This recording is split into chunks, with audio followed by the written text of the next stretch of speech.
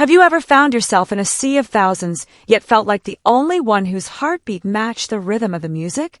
That's how it felt when Kendrick Lamar and SZA stepped onto the stage beneath the dazzling lights of U.S. Bank Stadium on April 19, 2025, marking the beginning of their grand national tour. This wasn't merely a concert, it was a moment of reckoning. Hello everyone, welcome to Celebrity Cookies. Please don't forget to subscribe and comment your thoughts about the video. I hope to see you in our next cookies. As the lights faded, a hush swept over the stadium, reminiscent of thunder pausing to catch its breath. Then, Kendrick Lamar appeared, clad in all black, resembling a mourning prophet or a soldier returning home. There was no introduction, no theatrics, just his commanding presence. When the first beat dropped, it felt as though the very walls of the stadium were alive. SZA soon followed, a silhouette against a vibrant backdrop of lights, her colorful presence contrasting with Kendrick's stark attire. They were opposites yet complementary. It was clear from the start that this would be more than just a performance. It was a powerful statement. Two artists, two perspectives, one unified message. Prior to the tour, Kendrick had unveiled his new album GNX, a profound exploration of introspection, paranoia, social issues, and personal freedom. SZA contributed her own energy with SOS Deluxe, Lana, an emotionally charged continuation of her genre-defying success. These albums were not just music, they were blueprints for the unforgettable night ahead. Kendrick kicked off the show with Cold War, a highlight from GNX.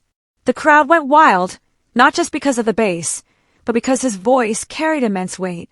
Each word, every pause felt like a raw truth being shared in real time.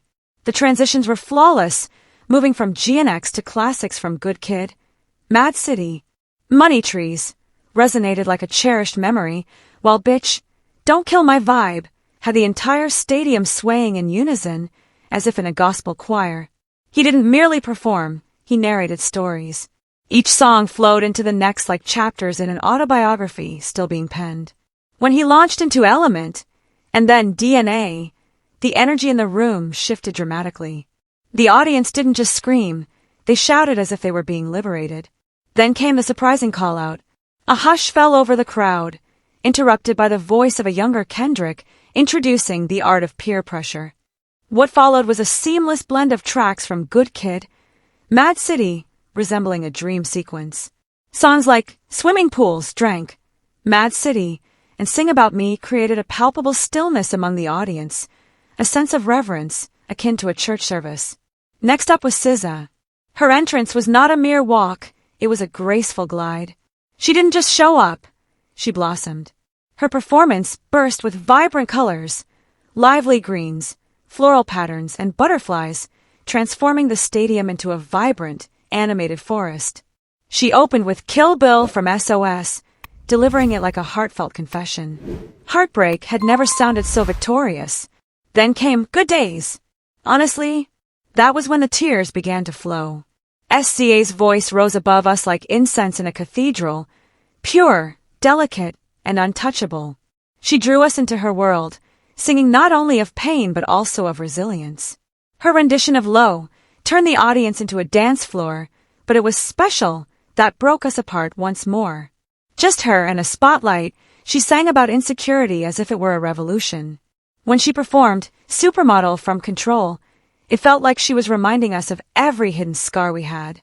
Then came All the Stars. Kendrick re-emerged in the background, a silhouette against a galaxy of lights.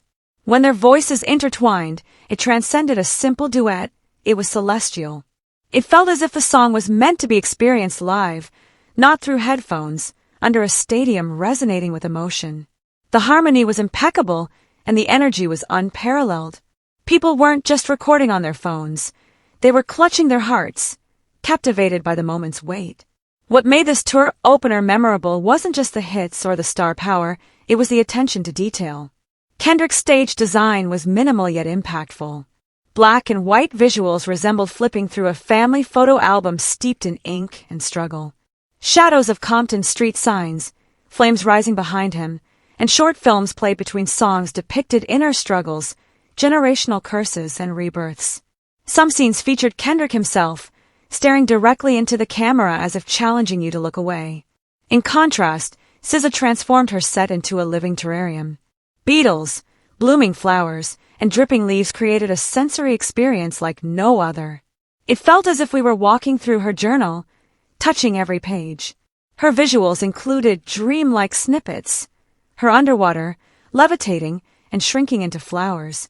They weren't merely images, they were gateways into the most vulnerable aspects of her mind. For over 3 hours, Kendrick and SZA redefined what a concert could be.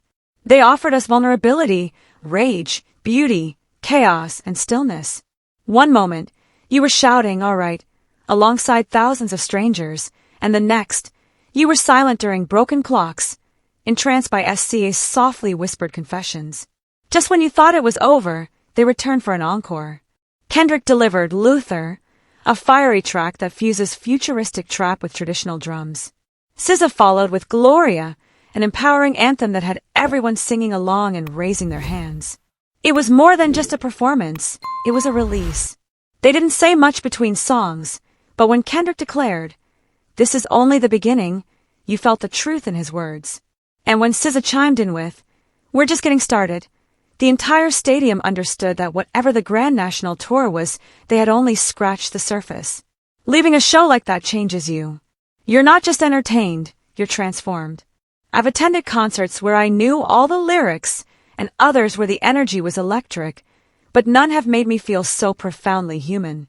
So if you ever get the opportunity to see Kendrick Lamar and SZA together on the Grand National Tour, seize it. Don't hesitate or look away. This isn't merely a concert, it's a revival. Of art. Of truth. Of what music truly represents. And perhaps, just perhaps, it's the kind of experience that will bring you to tears. Not from sadness, but from recognition, wonder, and finally seeing yourself mirrored in something greater than just sound. The entire stadium understood that whatever the Grand National Tour was, they had only scratched the surface. Leaving a show like that changes you. You're not just entertained, you're transformed. I've attended concerts where I knew all the lyrics, and others where the energy was electric, but none have made me feel so profoundly human. So if you ever get the opportunity to see Kendrick Lamar and SZA together on the Grand National Tour, seize it. Don't hesitate or look away. This isn't merely a concert, it's a revival. Of art. Of truth. Of what music truly represents. And perhaps, just perhaps, it's the kind of experience that will bring you to tears. Not from sadness, but from recognition, wonder, and finally seeing yourself mirrored in something greater than just sound. I'd love to hear your thoughts on this situation, so please share your opinions in the comments.